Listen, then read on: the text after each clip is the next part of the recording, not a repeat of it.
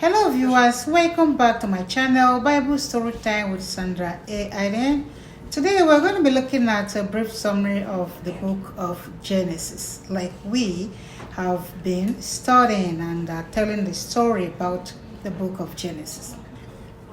So in Genesis chapter 1, we see that God created heaven and earth. Also, God created everything that creepeth upon the earth. God created man also in his own image. And then sin came into the world as a result of the sin committed by Adam and Eve by disobeying God's word. And then after all the creation, we saw that God rested on the seventh day. That is to say that when you work, after your work, you have to create a day, a time for you to have some rest so you don't burn out. Also, if you look at the book of Genesis chapter 2, Adam and Eve left the paradise to seek progression. Why? Because of their sins, they disobeyed God, and God drove them out of the Garden of Eden. This is to tell you that in every disobedience, there is always a consequences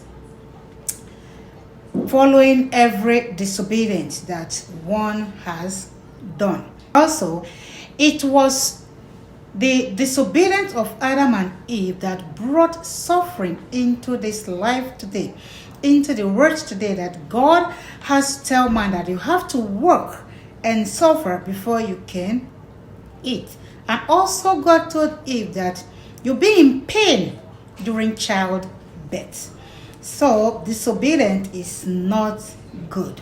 Let us stay away from disobeying the word of God. In Genesis chapter 3, the Lord sent them out of the Garden of Eden at a point where they have to suffer before they can eat as a result of the sin. Like I said, disobedience is not good for anyone. Whenever you disobey, consequences must follow. The life of their children also teaches us a vulnerable lesson about living with sincerity, having a good attitude and a good intention towards God. Look how Cain murdered his brother Abel. Abel sacrificially, wholeheartedly gave a good sacrifice to God. But Cain was living the best for himself and just sacrificed whatever he feels he can sacrifice unto God. And God rejected his sacrifice. So when you are giving to God, give of your best to God for your sacrifice to be accepted before God. In Genesis chapter 6, 7, 8, 9, and 10, just going down to 12, it's about a story of Noah. God called Noah and separated him and his family before he destroyed the world with water. Because God found out that Noah's life was pleasing to him, and God didn't want to destroy him and his family. So he separated him before he destroyed the world with water. So if your life is right with God and something terrible is about to happen, God is going to separate you before he allows such thing to happen. Noah obeyed God. When God called him to build the ark, he didn't disobey God. He didn't argue with God. He went straight and did just exactly what God has told him. So when God is asking you to do something, don't doubt God. Just go ahead knowing that God is going to be with you. At the end of the story of Noah and his family, they were all saved. God protected them and nothing happened to them. In Genesis chapter 12, 13 down to 14, 15, it's about the story of Abraham. Abraham was ready to obey God at all costs. Even when the instruction wasn't making sense to man, but he obeyed God in everything he did. God told him to sacrifice his son, which does not make sense to man, but he obeyed God. He did not disobey him. He trusted God. He knew that God has never disappointed him. So if you put your trust in God and you're serving God faithfully and you obey God, God will not disappoint you. God will not lead you to what will make you shed tears. Instead, God will lead you to what will make you feel happy at the end of what he has asked you to do. In Genesis chapter 15, God's promises are gift of confidence. Abraham passed the test of faith by God.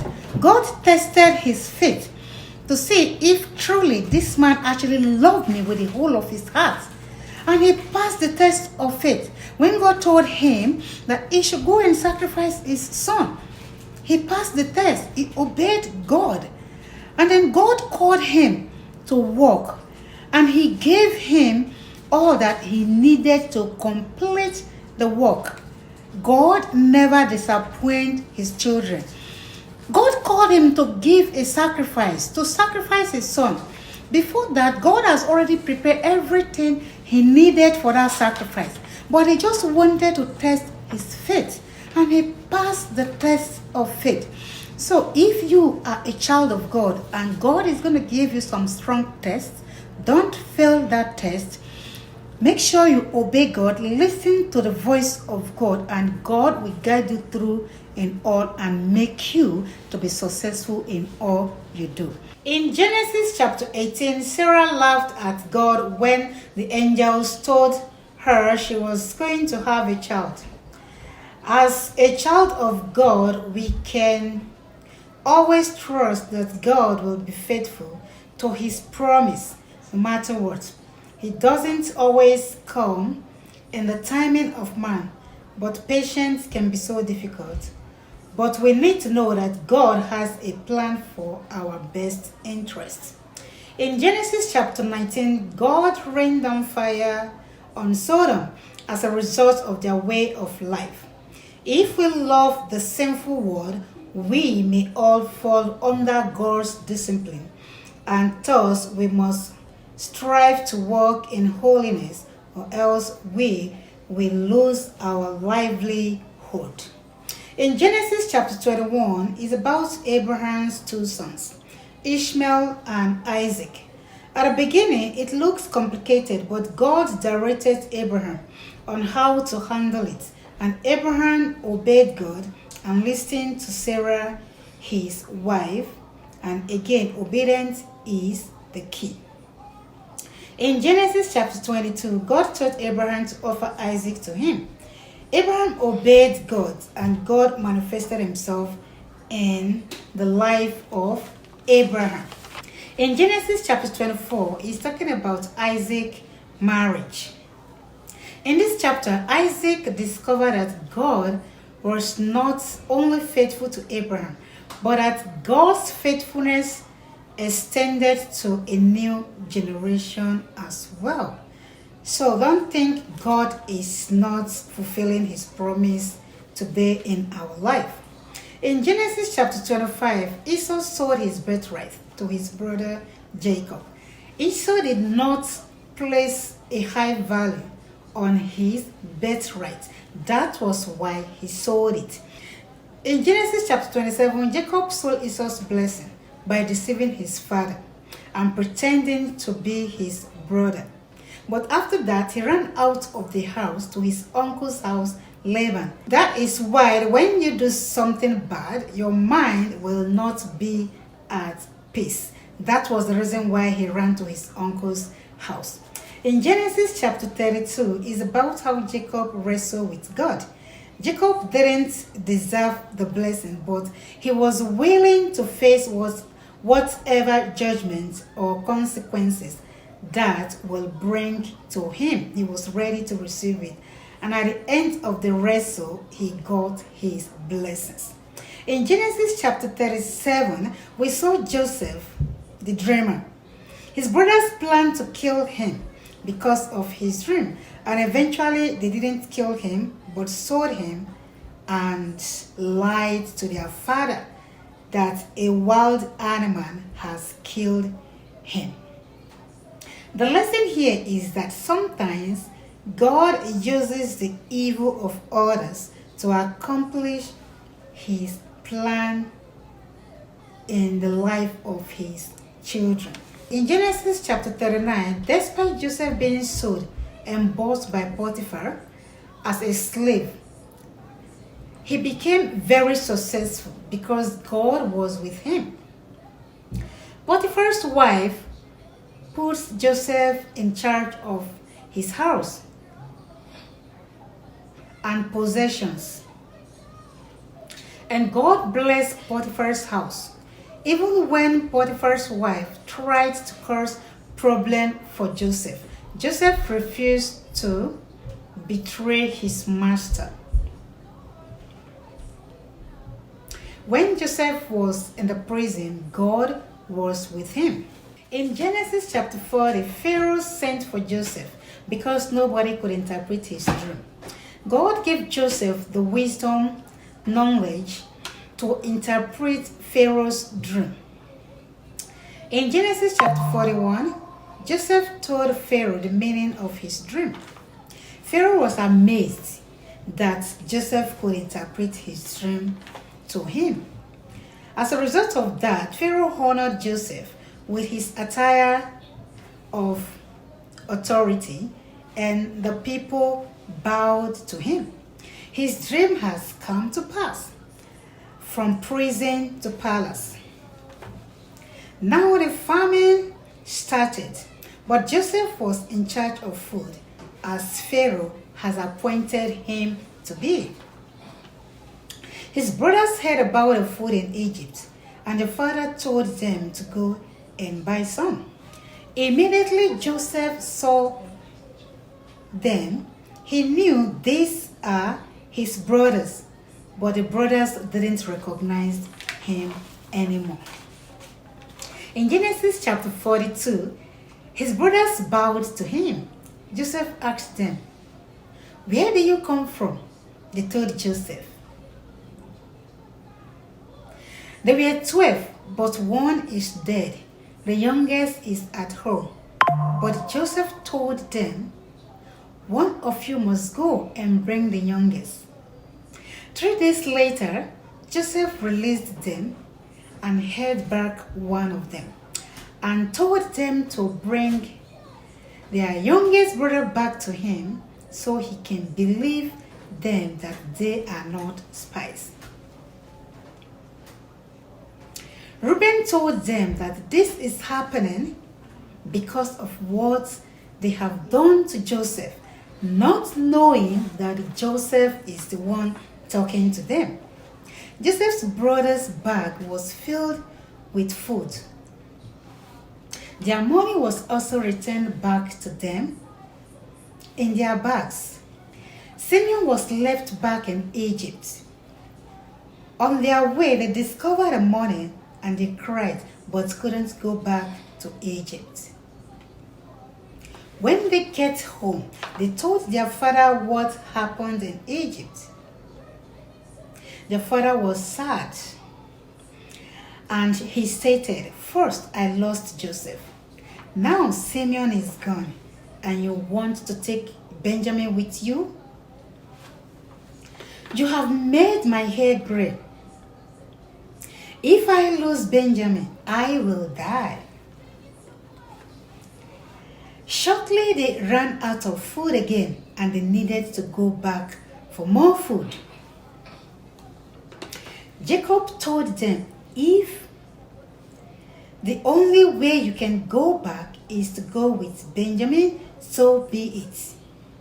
He told them to take twice the money so they can return the previous money that was returned back into their bags. He prayed for them, and they left with Benjamin to Egypt, and they all bowed down to Joseph. Remember, this was the dream Joseph told his brothers, and they hated him for telling them that, but it's coming to pass unknowingly to them. In Genesis chapter 43, Joseph saw his little brother Benjamin with the others. Joseph told them to come to his house for a feast. They were so scared and afraid to come to Joseph's house. Joseph brought Simeon out, and his brothers bowed to Joseph.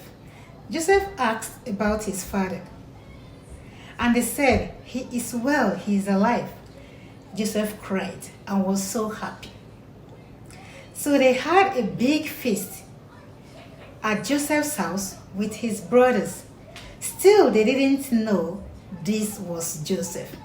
Joseph gave them more food and money in their bag and hid his silver cup in Benjamin's bag unknowingly to them. He did that so they can come back again. So they came back again to Egypt. Joseph's brothers returned to Egypt, and Joseph told them that the person who has his silver cup will be his slave, and that was Benjamin. In Genesis chapter 44, they had a family reunion. But before then, Judah, one of the brothers, spoke to Joseph and said, "If Benjamin didn't return home with us, his father is old, he will die. His brother has already been killed by beasts. Let me stay instead, so he can return back to his father." At this point, Joseph could not keep the secret any longer. He felt it. He cried out and said, he shouted, "I am Joseph, your brother. You sold me into Egypt, but God allowed it." And he wept on Benjamin's shoulder. Then they all kissed, hugged, and talked. All of Pharaoh's palace was glad and happy. In Genesis chapter 45, Pharaoh was happy that Joseph found his family and told them to move into Egypt.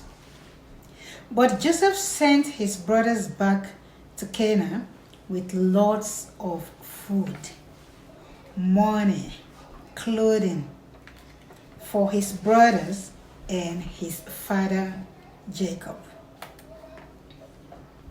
Jacob didn't believe them when they told him that Joseph is still alive, that he is living. He thought they were lying to him again. But when they explained to Jacob, he said, "I must go and see Joseph before I die." Jacob gathered his families and they all set out to Egypt. God told Jacob, Israel, not to be afraid to go there to Egypt, that he will go with him. God also told him that his family will be a great nation and that he will bring them back to Canaan again. So God told him not to worry, that he should go with them. Then Jacob got to Egypt and saw Joseph. He saw that Joseph is alive. He believed it. He was so happy. And he said, "Now I can die in peace because I have seen Joseph." And Jacob blessed Pharaoh. In Genesis chapter 47, it's about the death of Joseph. Jacob lived almost 150 years. He blessed his 12 children. He told them not to bury him in Egypt when he died. He told them to carry him back to Canaan, where his father Isaac and his grandfather Abraham was buried. And his children did according to his wish. And there was a great funeral for Jacob. That was the end of Jacob. Joseph's brothers asked Joseph for forgiveness of what they did to him because it was really bad. Then Joseph told them, what you did was so bad, but God used it for good. And Joseph forgave them and promised to always provide for them and their families. Joseph lived 110 years old before he died. But he told his brothers that God will take them back to Canaan and that they should carry his bones back to Canaan as they go. So they kept his stone coffin because they knew that someday they will carry it back to their own land in Canaan. This is the end of the story in the book of Genesis. So make sure to like my video, share, comment, and subscribe. We'll continue with the next book of the Bible, which is Exodus. Bye and see you in my next video. Thanks for watching and listening. Bye.